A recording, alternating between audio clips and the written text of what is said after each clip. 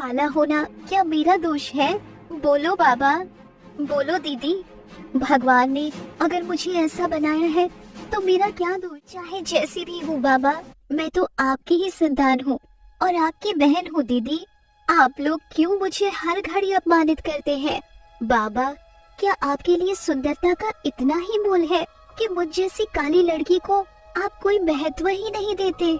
काली होना कोई अपराध नहीं है, लेकिन तू जमींदार की बेटी है और जमींदार की बेटी को सुंदर होना ही शोभा देता है।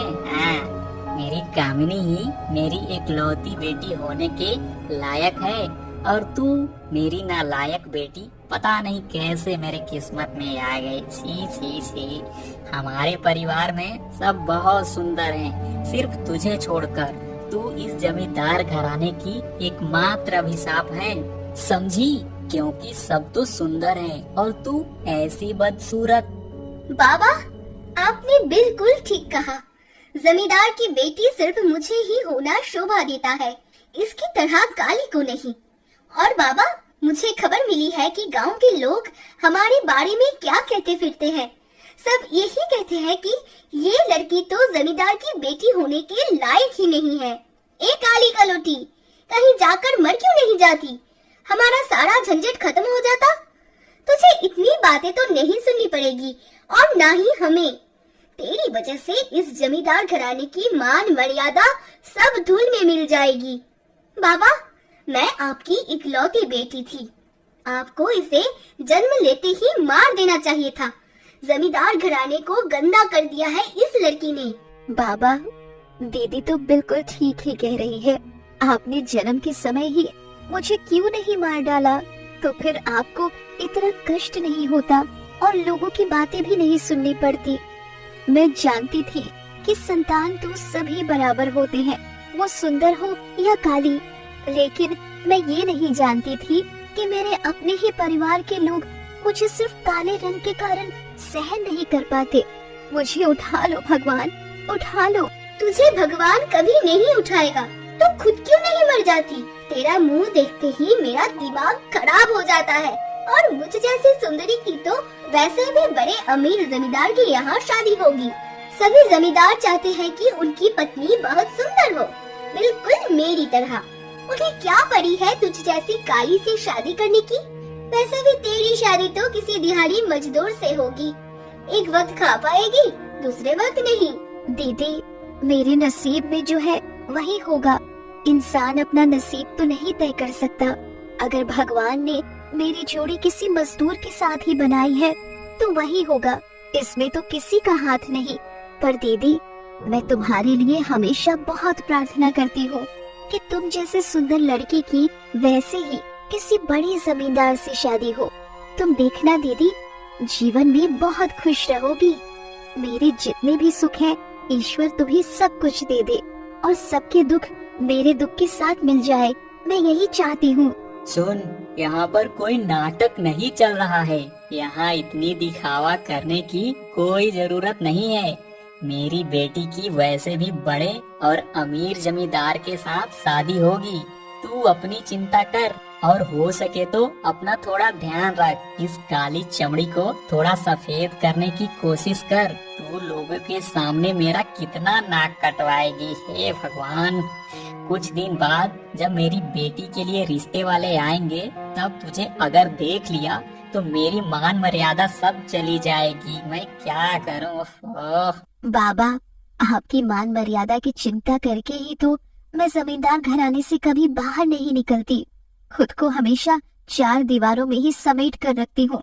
मैं काली थी, इससे मुझे कोई दुख नहीं था, लेकिन मुझे दुख ये है कि आपके मन में कभी जगह नहीं बना पाई। तो हमारे मन में कभी जगह बना भी नहीं पाएगी, समझी? क्योंकि मेरी माँ बाबा के मन में तुझ जैसी काली के लिए कोई जगह नहीं है। जा जा, अब नाटक बंद करके हमारी नजरों से दूर हो जा, बदसूरत लड़की कहीं की। ठीक है दीदी, ठीक है बाबा, मैं यहाँ से जा रही हूँ। अब से आपके सामने बहुत कम आने की कोशिश करूँगी। मुझ जैसी कुलक्षणी लड़की से आपका रिश्ता जितना कम रहेगा, उतना ही आपका मंगल होगा। भगवान, मुझ जैसी बदसूरत लड़की का जन्म और किसी के घर में मत देना। मेरे इस रूप के लिए मेरा परिवार, मेरे माँ बाप और बहन, कोई भी लोगों के सामने मुंह नहीं दिखा पाता। तुम तो पहले से सब जानते थे भगवान कि मेरा भविष्य ऐसा होगा, तो फिर क्यों मुझे इस दुनिया में जन्म से ही लोगों की ताने सुनकर बड़ी हुई हूँ। मेरी दीदी को जब मेरे माँ बाप प्यार से बुलाते हैं तब मुझे बहुत दुख होता है। क्यों भगवान, क्यों? मेरे माँ बाप मुझे प्यार से क्यों नहीं बुला सकते? पर मैं हमेशा प्रार्थना करती हूँ सारे दुख, दर्द और तकलीफ मेरे ही नसीब में हो। उनके जीवन, उनके सारे सपने तुम पूरा करो भगवान, और हमेशा उन्हें खुश रखना। अच्छे इंसान की कोई कीमत नहीं है दुनिया में, हमेशा सुंदरता ही सर्वश्रेष्ठ होती है। सुबह से भूखी हूँ, अभी तक किसी ने मुझसे नहीं कहा कि 2 निवाले खा लो। क्या मैं इतनी नफरत के लायक हूँ? क्या मैं इतनी बुरी? मालकिन, आपने तो सुबह से कुछ नहीं खाया, ऐसे भूखे रहने से तो आप बहुत बीमार पड़ जाएंगे। चलिए मालकिन, आप कुछ खा लीजिए। कृपया मेरी बात मान लीजिए मालकिन, मैंने नहीं खाया ये बात तुम्हें किसने बताई, और तुम्हें किसने भेजा है मेरे पास? सच सच बताओ। नहीं छोटी मालकिन, मुझे किसी ने नहीं भेजा, मैं खुद से आई हूँ। सुबह जब सब एक साथ खाने की टेबल पर बैठकर खाना खा रहे थे तब मैंने आपको नहीं देखा, इसीलिए मैं खुद ही आई आपको ले जाने। कृपया मेरी बात मानिए छोटी मालकिन। हाय रे भगवान, तेरी कैसी लीला है। जहाँ मेरे माँ बाप और बहन ने मुझे खाने के लिए नहीं बुलाया, वहाँ तुम मेरे लिए क्यों आई? वो जैसी एक बदसूरत के साथ बात ही क्यों करती हो? किसने कहा छोटी मालकिन कि आप बदसूरत हैं? सिर्फ रंग गोरा होने से कोई सुंदर नहीं होता, मन की सुंदरता ही असली सुंदरता है। जब मेरे पति मर गए, छोटे बच्चों को लेकर अकेली हो गई थी, तब तो आपने ही मेरी बहुत मदद की थी। खुद खाना ना खाकर मेरे बच्चों को दिया था। आप जैसी दयालु हैं, वैसे ही निरअहंकारी। आपका ये उपकार मैं कभी नहीं भूल पाऊंगी। सच में तुमने मुझे हंसा दिया।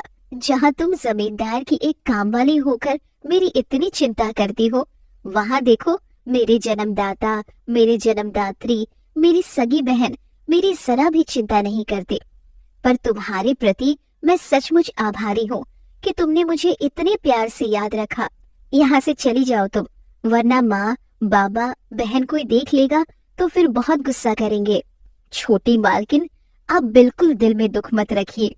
एक बात हमेशा याद रखिएगा कि अच्छे इंसान और दयालु इंसान की हमेशा जीत होती है। आपके जीवन में बहुत सुख आएगा और एक दिन देखिएगा आप बहुत खुश रहेंगे। अपना ख्याल आपको खुद ही रखना होगा। अब चलिए छोटी मालकिन, कुछ खा लीजिए। चलिए, तुम्हारी तरह अगर सब ऐसा सोचते तो सब मुझे प्यार करते।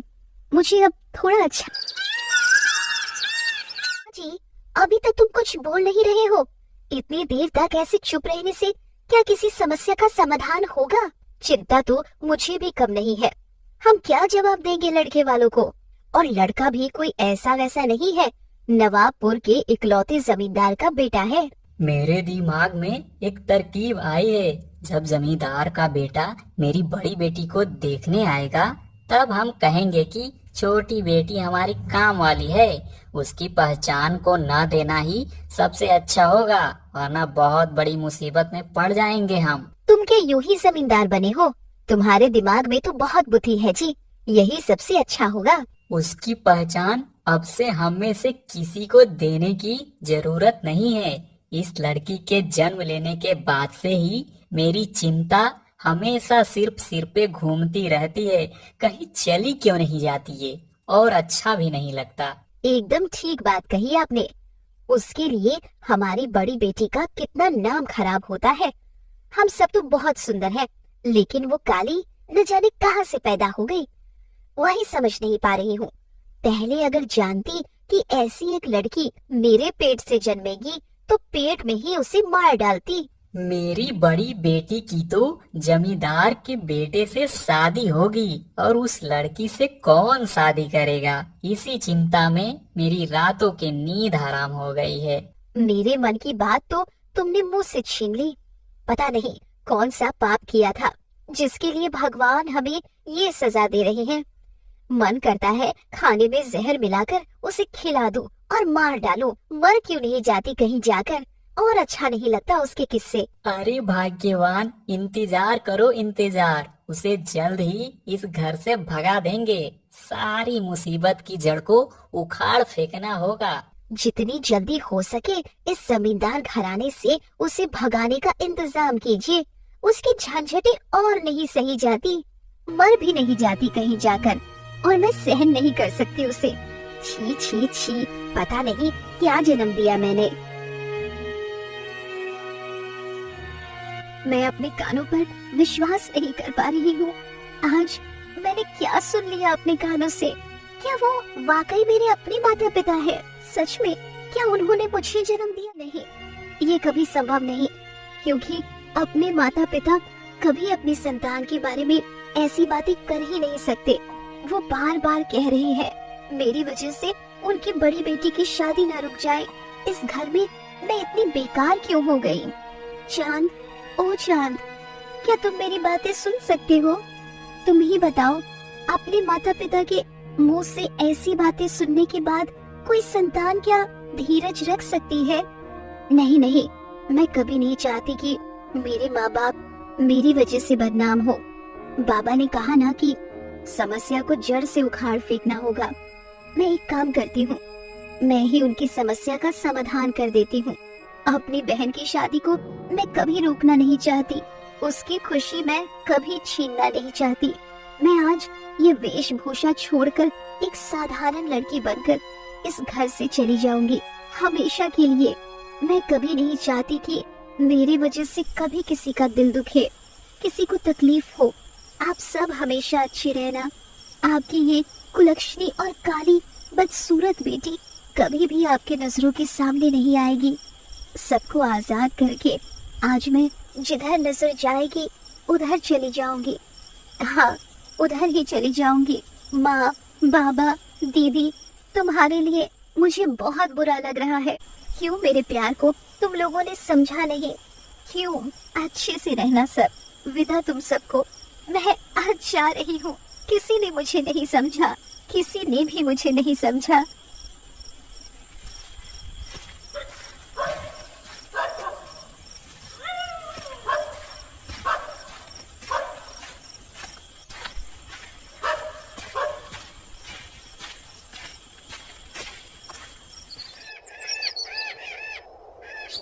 सारी रात चलते चलते पैर जैसे अब चल ही नहीं रहे हैं। इतनी भूख लगी है कि क्या कहूँ। ये घर किसके है मैं नहीं जानती, पर उन्हें बुलाकर देखती हूँ, शायद कुछ खाना मिल जाए। पता नहीं मैं कितनी दूर चली आई हूँ। कोई है घर में? कोई है? मेरी थोड़ी मदद कीजिए ना, मुझे बहुत भूख लगी है। मैं दूसरे गांव से आई हूँ, मेरी थोड़ी मदद कीजिए ना। कोई है घर में? अगर है तो कृपया जवाब दीजिए। मैं एक लाचार लड़की हूँ, कृपया मेरी थोड़ी मदद कीजिए। कौन है रे तू बेटी? मुझ जैसी एक भिखारिन के घर पे क्या कर रही है? क्या चाहती है मुझसे? बोल बेटी, और तेरा घर कहाँ है? यहाँ आई कैसे? बता तो। इस गांव में तुझे तो कभी नहीं देखा। क्या तू खो गई है बेटी? सब कुछ खुलकर बता मुझे। मैं एक अमीर माँ बाप की बदनसीब संतान हूँ बूढ़ी माँ। काले होने के कारण वो मुझे कभी नहीं अपना पाए। ये क्या कह रही है रे बच्ची? तुझ जैसी ऐसे चांद से मुखड़े को वो अपना नहीं पाए। क्या वो सच में इंसान है? तुझे देखकर तो लग रहा है तू एक बहुत लक्ष्मीवंती लड़की है रे बच्ची। बूढ़ी माँ, इस दुनिया में अच्छे इंसानों की कोई कीमत नहीं है। सब सिर्फ सुंदरता के दीवाने हैं। चेहरे पर सफेद चमड़ी ना हो तो उनकी कोई कीमत नहीं होती, जैसे कि मेरे मामले में भी नहीं है। बेटी रे, ये सबके साथ नहीं होता रे बेटी। कुछ कुछ लोग थोड़े अहंकारी होते हैं, उन्हीं के साथ ऐसा होता है कि उनके लिए सुंदरता ज्यादा मायने नहीं रखती। तुझे एक बात बताऊं बेटी, अगर तू बुरा ना माने तो कहो ना बूढ़ी माँ। तुम जो कहोगी मैं वही सुनने को तैयार हूँ। कोई तो है जो मेरे साथ इतनी देर से बात कर रहा है। हमारे गांव में तो कभी मेरे साथ किसी ने ढंग से बात ही नहीं की। तेरी तरह मेरी भी एक बेटी थी रे, लेकिन बहुत साल पहले मेरी बेटी एक बीमारी में मर गई। तुझे देखकर ना मुझे उसी बेटी की याद आ रही है। तू मेरे साथ रहेगी बेटी? मेरी बेटी बनकर मैं तेरी बहुत ख्याल रखूंगी। मैं भिखारन हो सकती हूँ, लेकिन इंसान हूँ। सच सच कह रही हो बूढ़ी माँ? तुम मुझे रखोगी अपने पास? मैं तुम्हारे साथ रहने को राजी हूँ बूढ़ी माँ। मैं 100 बार तुम्हारे साथ रहने को राजी हूँ। तुम आज से मेरी माँ हो। मुझे इतनी खुशी हो रही है, इतनी खुशी हो रही है कि तुझे क्या बताऊं बेटी। चल बेटी, अब तुझे घर ले जाकर कुछ खिलाऊं। मेरे पास कुछ खाना बचा है। बूढ़ी माँ, तुमने मुझे इतने जतन से खाना दिया। सच में मुझे कभी माँ का प्यार नहीं मिला, लेकिन तुम्हें देखकर पता नहीं मुझे अपनी माँ जैसे लग रहा है। सिर्फ जन्म देने से ही क्या माँ बन जाते हैं? उसके बिना क्या माँ नहीं बना जाता? तुझ जैसी एक लक्ष्मीवंती लड़की की माँ बनकर मैं सचमुच गर्वित हो रे। सुन रे बेटी, तू खाना अच्छे से खा ले। मुझे थोड़ी देर में मोहल्ले में निकलना होगा। माँ, तुम्हें मैं और भीख मांगने नहीं दूंगी। तुम्हारी उम्र हो गई है माँ। तुम्हारी ऐसी जवान बेटी होते हुए तुम क्यों लोगों के घर भीख मांगोगी? मैं कल से काम ढूंढूंगी ताकि कोई एक काम मैं कर सकूं। नहीं तो मैं खुद ही कुछ करूंगी माँ। तुम बिल्कुल चिंता मत करो। आखिरी उम्र में ऐसा सुख मिलेगा मैंने कभी कल्पना भी नहीं की थी। सुन रे मालती, मेरे पति की एक जमीन थी। वो जमीन बहुत समय से पड़ी है। उसमें कोई खेती नहीं करता और मैंने भी उसमें कभी हाथ नहीं लगाया, बेचा भी नहीं, क्योंकि मेरे पति की वो निशानी मैंने रख दी है। तू और मैं मिलकर उसी जमीन पर खेती करेंगे। तब तो बहुत ही अच्छी बात है माँ। वो जमीन होने से हमारा काम और भी आसान हो जाएगा। उस जमीन पर अगर हम कुछ उगाएंगे, उससे जो पैसा आएगा, उस पैसे से हम साल भर घर चला सकते हैं। हाँ मालती, तूने बिल्कुल ठीक बात कही है। मेरे पति जब खेती करते थे, उस जमीन पर बहुत अच्छी फसल होती थी, लेकिन बूढ़ी होने के बाद से उस जमीन पर तो एक कुदाल भी नहीं चला पाती। फिर पति के बाद बेटी भी मर गई। उसके बाद मैं टूट ही गई थी, लेकिन तू आ गई है। अब कोई चिंता नहीं मेरी। माँ, अब तुम्हारी कोई चिंता नहीं। तुम्हारी बेटी तुम्हारे पास आ गई है।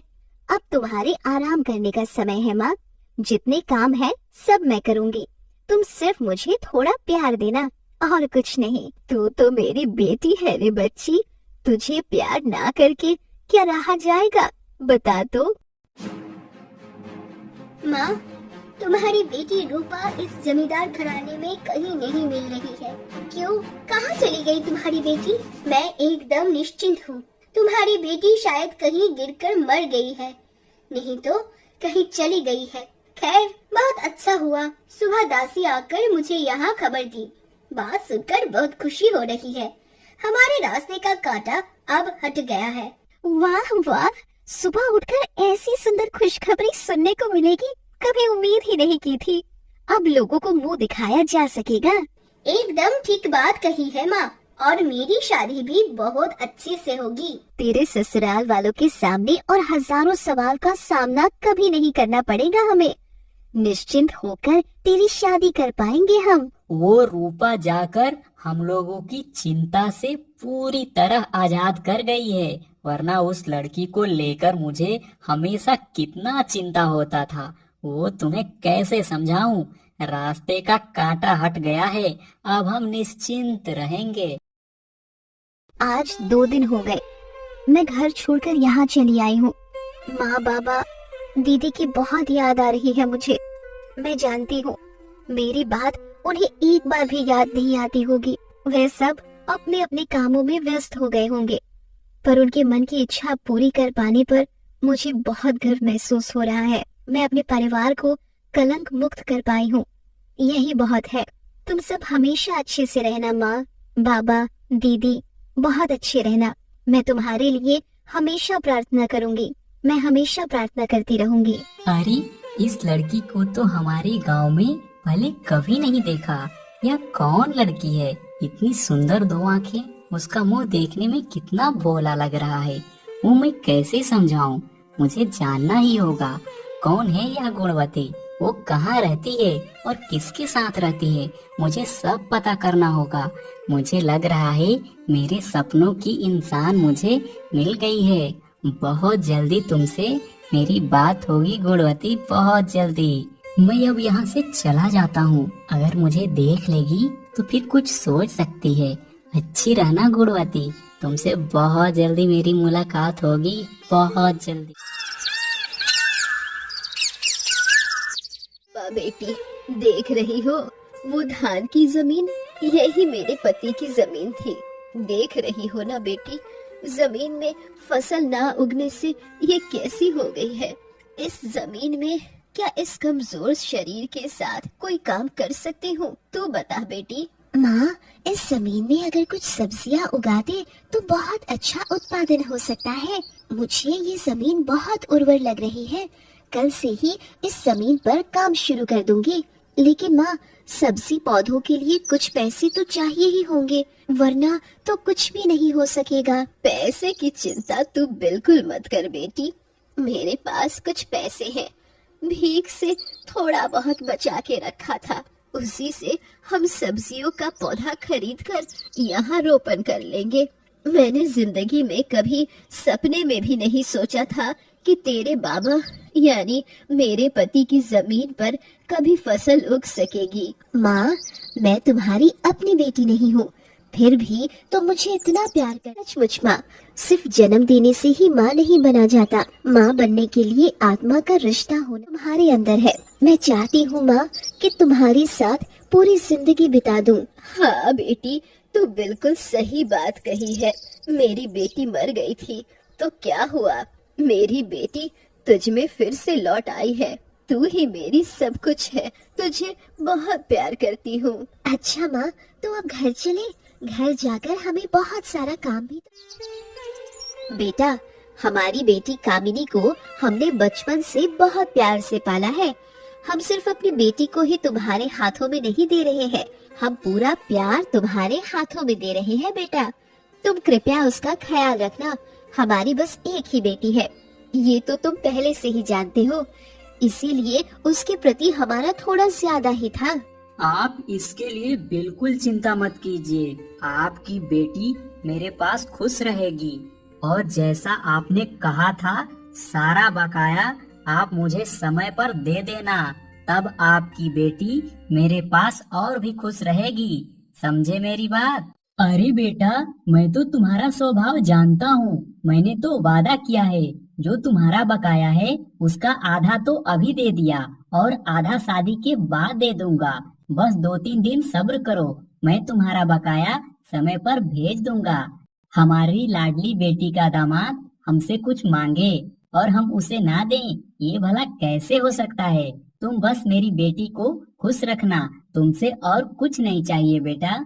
अरे खुश रहेगी, खुश रहेगी, इतना चिंता मत कीजिए। और मैं कोई साधारण इंसान नहीं हूँ, नवाबपुर के जमींदार का बेटा हूँ। मेरे पास किसी चीज की कमी नहीं है।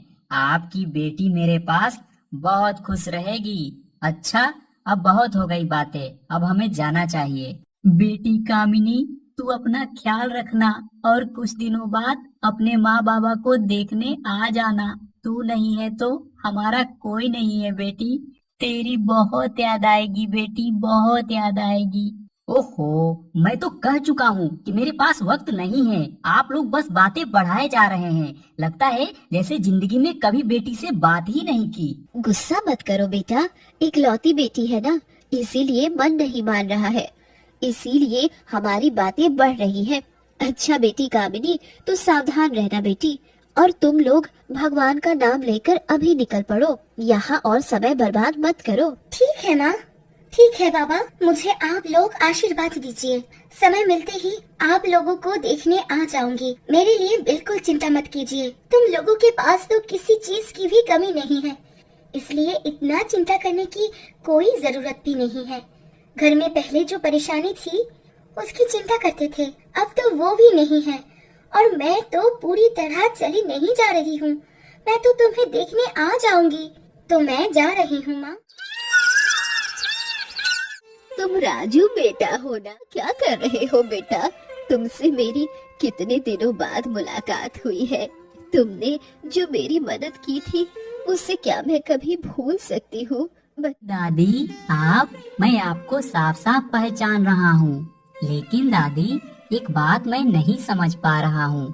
आपके साथ ये जो हैं, ये कौन है? मैं तो जानता था कि आपके परिवार में और कोई नहीं है। कृपया इनका थोड़ा परिचय दीजिए ना दादी, मुझे बहुत जरूरत है। बेटा, ये मेरी बेटी रूपा है। रूपा को मैं अपनी बेटी की ही तरह प्यार करती हूँ। उसके साथ बहुत कुछ बुरा हुआ है बेटा। वो ऐसी नहीं थी बेटा। वो बहुत अमीर घर की बेटी थी, लेकिन उसके रंग का थोड़ा सांवला होने के वजह से उसके परिवार में कोई उसे बर्दाश्त नहीं करता था। बहुत अत्याचार भी किया बेटा। इसीलिए मेरी रूपा बेटी सह नहीं सकी, इसीलिए चली आई। फिर नसीब से मेरी उससे मुलाकात हुई। ये क्या बोल रही हो दादी? क्या सिर्फ गोरी चमड़ी से कोई सुंदर हो जाता है? उसके चेहरे में जो मासूमियत है वो क्या किसी और में है? आप ही बताइए दादी। मैं एक बात कहना चाहता हूँ दादी, अगर आप इजाजत देंगी तो मैं एक बात कहना चाहता हूँ। बहुत हिम्मत करके ये बात कहने आया हूँ। बोल ना बेटा, क्या बात है? तुम्हारे जैसे अच्छे लड़के तो अच्छी बात ही बोलेंगे। तुम तो उल्टा फुल्टा कुछ नहीं बोल सकते। दरअसल दादी, मैंने एक दिन रूपा को तालाब के किनारे देखा था। उसी दिन से मैंने ठान लिया था कि जिंदगी में अगर किसी से शादी करूंगा तो वो रूपा से ही करूंगा। कृपया मुझे मना मत कीजिएगा दादी। मैं तो रूपा से सचमुच बहुत प्यार करता हूँ। रूपा, मैं सचमुच तुमसे बहुत प्यार करता हूँ। तुम्हें बहुत खुश रखूंगा। वो तो मैं समझ रही हूँ बेटा, लेकिन मैं क्या बोलूँ? बता, रूपा अगर राजी हो तो मुझे कोई एतराज नहीं। मैं राजी हूँ, लेकिन मेरी एक शर्त है। अगर आप उसे मान ले तभी मैं आपसे शादी करूंगी। बोलो ना रूपा, क्या शर्त है? मैं तुम्हारी सारी शर्तें मानने को तैयार हूँ। मैं किसी भी शर्त पर तुम्हें अपनी पत्नी बनाना चाहता हूँ। मेरी शर्त ये है कि जब आप मुझसे शादी करेंगे तो मेरी माँ भी हमारे साथ जाएगी, क्योंकि माँ मुझे बहुत प्यार करती है और मैं भी माँ से बहुत प्यार करती हूँ। माँ के बिना मैं कभी नहीं रह सकूंगी। अरे रूपा, ये कैसी बात है? माँ के बिना हम कहीं क्यों जाएंगे? जहाँ भी रहेंगे, जिस हाल में भी रहेंगे, माँ भी हमारे साथ रहेंगी। ये हमारा आखिरी फैसला है। माँ, रूपा, ये मेरा छोटा सा कुटिया है। तुम लोग यहाँ रह सकोगी ना? क्योंकि मैं चाहता हूँ कि तुम लोग हमेशा खुश रहो। ये सब तुम क्या बात बोल रहे हो? ये कुटिया कुटिया नहीं है। मेरे लिए तो ये राजमहल है, और जहाँ प्यार हो वहाँ कुटिया में ही क्यों, पेड़ के नीचे भी रहा जा सकता है। तुम बिल्कुल निश्चिंत रहो, हम बहुत अच्छे से यहाँ रह सकेंगे। लेकिन मुझे तुमसे कुछ बात बोलनी है। अगर तुम इजाजत दो तो मैं तुमसे वो बातें बोल सकूं। हाँ, क्या बात है? बोलो रूपा। सुनो ना, मेरी माँ के पास एक जमीन है। मैं सोच रही थी कि अगर वहाँ सब्जियाँ उगा दे तो साल भर का खाने का खर्च आसानी से निकल जाएगा। अगर हम दोनों मिलकर सब्जी का बगीचा बना ले तो बहुत अच्छे से काम कर सकेंगे। हम तीनों के पास भले कुछ ना हो, लेकिन वो जमीन तो हमारे भरोसे है ना। उसी जमीन से हमें साल भर का खाने का खर्च निकालना होगा। तुम क्या बोलते हो? अरे रूपा, ये तो बहुत अच्छी बात है। मैं बिल्कुल राजी हूँ। मैं तो 100 बार राजी हूँ इस बात पर।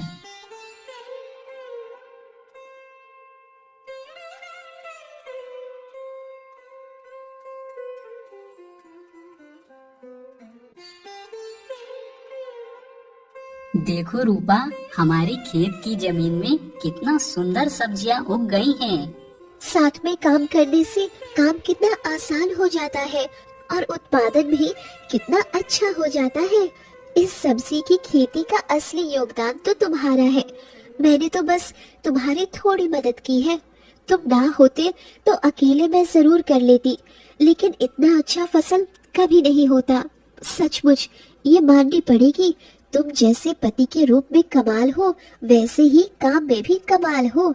सचमुच मैं कितनी खुशकिस्मत हूँ। खुशकिस्मत तो मैं भी कम नहीं हूँ। तुम्हारे जैसी सीधी सादी पत्नी तो इस दुनिया में ढूंढने से भी नहीं मिलेगी। भगवान से बस यही दुआ है कि हमारे छोटे से खुशहाल घर को किसी की नजर ना लगे। नहीं नहीं, नजर नहीं लगेगी।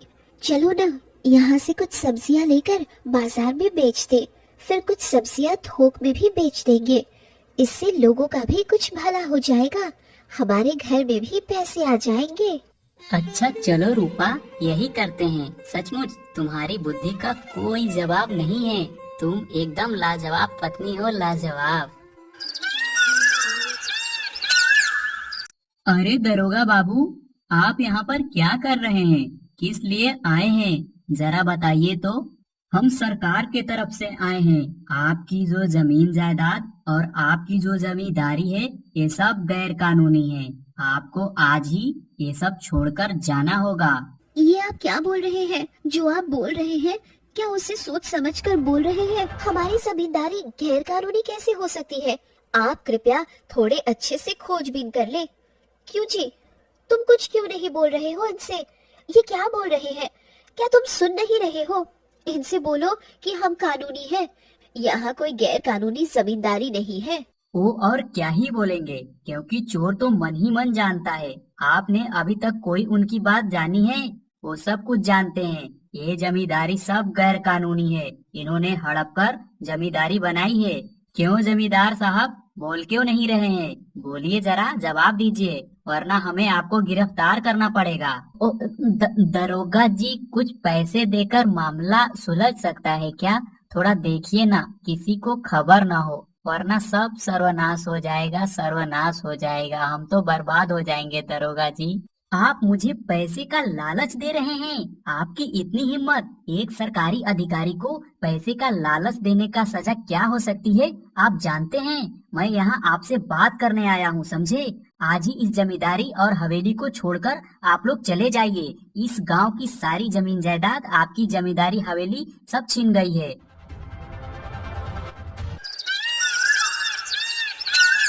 कल तक मैं जहाँ जमींदार की पत्नी थी, आज मैं सड़क की भिखारिन बन गई हूँ।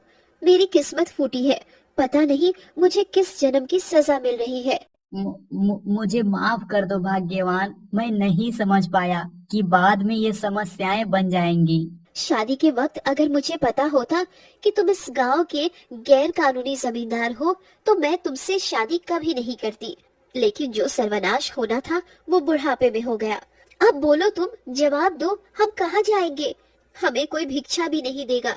लोगों पर जितना अत्याचार किया है वो कहने लायक नहीं है। क्यों परेशान हो रही हो भाग्यवान? अपनी बेटी कामिनी के पास चले जाएंगे। हमारी ऐसी हालत देखकर वो बहुत दुखी हो जाएगी। उसे हमने कितने प्यार से पाला है।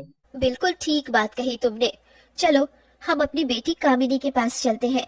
उसके पास जाने से जरूर रहने की व्यवस्था हो जाएगी। तू देखेगी तो हैरान हो जाएगी। बेटी कामिनी बहुत दुखी हो जाएगी अपने माँ बाबा की ये हालत देखकर। हम तेरे पास आ रहे हैं कामिनी, हम आ रहे हैं। कौन कौन कौन? हाँ, कौन हो तुम लोग? तुम लोग कौन हो? तुम लोगों का चेहरा मेरे माँ बाबा जैसे क्यों है? क्या तुम लोग मेरे माँ बाबा हो?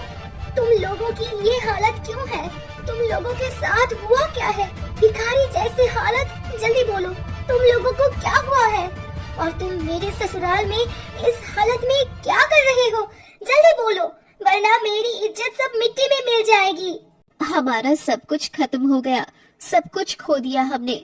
हमारी जमींदारी तो गैर कानूनी साबित हो गई थी। हमें कुछ भी लेने नहीं दिया, कुछ भी लेने नहीं दिया। हम तो बिल्कुल बेसहारा हो गए हैं बेटी।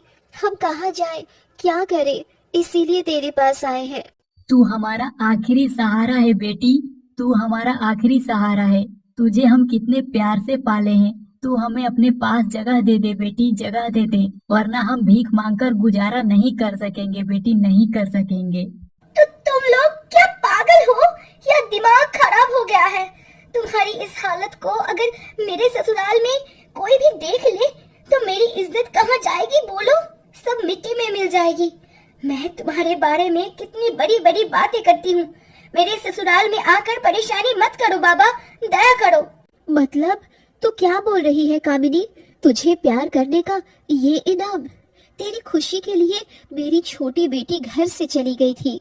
सिर्फ घर से चली गई ऐसा नहीं है, उससे पहले हमने उसे कितना काला कहकर कितना अत्याचार किया था सिर्फ तेरे भले के लिए, लेकिन अब तू हमें स्वीकार नहीं कर रही है। मैं ऐसा दिन देखूंगा कभी सोचा भी नहीं था, कभी नहीं सोचा था। तुम लोगों ने क्या सोचा क्या नहीं सोचा मुझे कोई फर्क नहीं पड़ता। शादी से पहले मैं जरूर तुम्हारी बेटी थी, लेकिन अब मैं किसी और की पत्नी हूँ, इसलिए कृपया यहाँ से चले जाओ। मैं तुम लोगों को अपने पास कभी नहीं रख सकूंगी। कामिनी, ओ कामिनी, तुम किससे बातें कर रही हो? अरे किसी से नहीं, बाहर दो भिखारी खड़े हैं, उनसे थोड़ी बात कर रही हूँ कि आज भीख नहीं मिलेगी। तुम बैठो, मैं अभी आ रही हूँ। पहले इन्हें यहाँ से भगा दूँ। माँ बाबा, मैं तुम लोगों को अनुरोध कर रही हूँ, जल्दी यहाँ से चली जाओ। मेरा पति अभी यहाँ आ जाएगा। अगर तुम लोगों को इस हालत में देख ले तो मेरी इज्जत चली जाएगी। जल्दी जाओ, जल्दी यहाँ से जाओ कह रही हूँ। यहाँ एक पल भी मत रुको, कुछ ना कुछ करके तुम लोग अपना गुजारा कर लो। मैं जा रही हूँ। भगवान सजा दे रहा है, समझे? हमें भगवान ही सजा दे रहे हैं। हमारे बुरे कर्म, अपराध और नीच हरकत की सजा है ये। हमारी छोटी बेटी हमसे कितना प्यार करती थी, कुछ बोलने पर भी जवाब नहीं देती थी, लेकिन हमने उसके साथ क्या किया? कामिनी के खुशी के लिए हमने उसकी पहचान किसी को कभी नहीं दी, लेकिन जिसकी खुशी के लिए हमने ये सब किया वही आज हमें सहारा नहीं दिया। भाग्यवान सहारा नहीं दिया, उसने हमारी पहचान नहीं दी। आज तो दिल बिल्कुल टूट गया है, टूट गया है। हमने ये क्या किया? अपनी छोटी बेटी के साथ क्या किया? पता नहीं जी, पता नहीं। हमारी छोटी बेटी कहाँ है, किस हाल में है? इस जंगल को पार करके और एक गांव है, वहां जाकर देखती हूँ कोई मदद मिलती है या नहीं। बहुत प्यास भी लग रही है।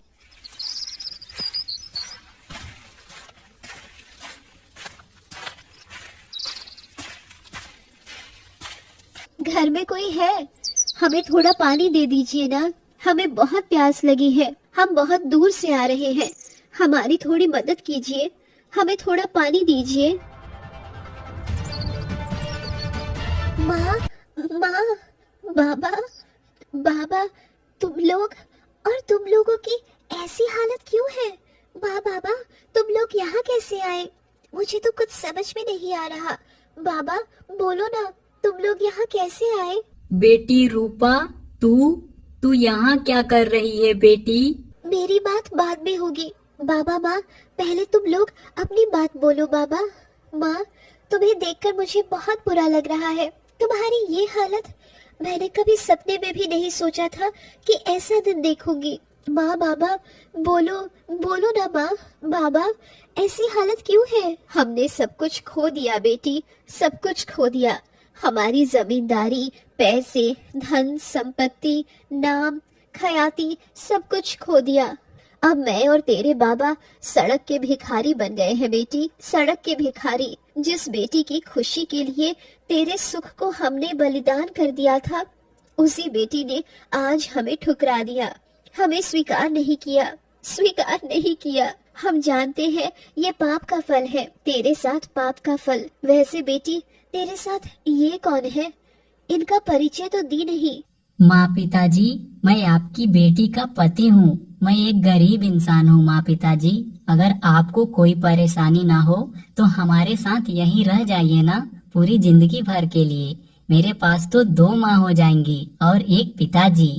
सच बोल रहे हो बेटा? हमें अपने साथ रखोगे? हमारा कोई नहीं है, कोई नहीं है। हमारी रूपा क्या हमें स्वीकार करेगी? बेटा बोलो ना। आप नहीं जानती माँ, रूपा हर दिन आपकी बात कर कर सोचकर बहुत रोती थी। बाबा, माँ, आप मुझे मार भी डालते तब भी मैं आप लोगों को माफ कर देती, क्योंकि आपने मुझे जन्म दिया है। वो कर्ज मैं कभी चुका नहीं सकूंगी। हमारे पास आ हमारी बेटी, हमारे पास आ। हमने कितना गलत किया है तेरे साथ, भगवान भी ये माफ नहीं करेगा।